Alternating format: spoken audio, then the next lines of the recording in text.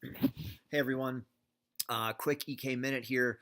It's been a little bit since I did one, but I wanted to talk a little bit about non-training stress, and non-training fatigue, and this is obviously just stress on the body and fatigue that can happen that is not from direct training, but it's from other things in our lives, from our jobs, families, um, working around the house, uh, trips, parties, birthday parties, family in town, neighbors' dogs keeping you up at night. It can be a bunch of different things.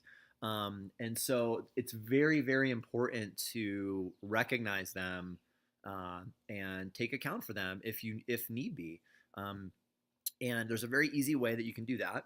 Um, it's worthwhile to take the time to try to figure out where this other stress is coming from. But stress on the body is still stress on the body.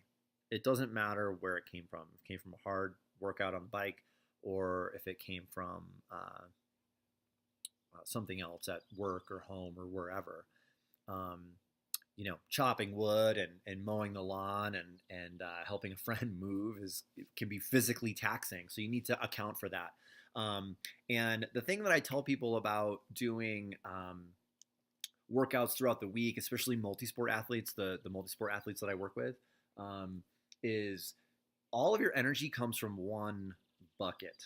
You don't have, and this goes for non-training stress. You don't have energy to do house chores and then energy to for work and then another bit of energy to train.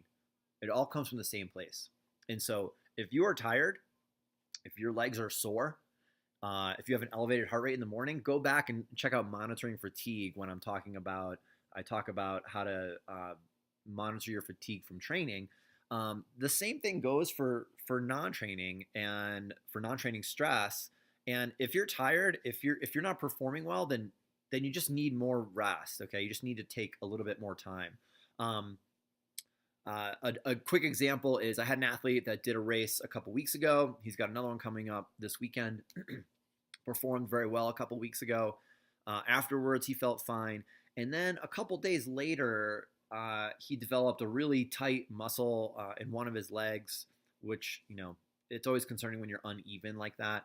But, and it didn't really go away right away. And it doesn't matter where it came from. It kind of came out of the blue. He shouldn't have it. He hasn't been training particularly hard. He's done a lot more in the past.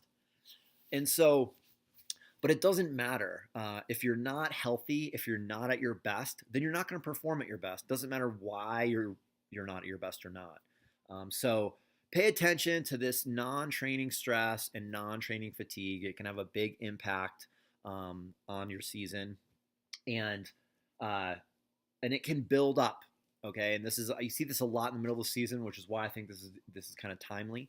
And I will mention training stress as well now, because if you're not taking time off, if you're not taking a quick recovery, every couple weeks and then kind of every couple months as well. If you're doing a late season race, okay, um, a good 2 week plus block maybe of just really unstructured training can be very, very good for you, because that other training stress will also build up, can also kind of creep up on you out of nowhere. So pay attention to fatigue, pay attention to non-training stress, and at the end of the day, you just have to pay attention to how you feel. If you're sore, if you're tired, it doesn't matter where it came from.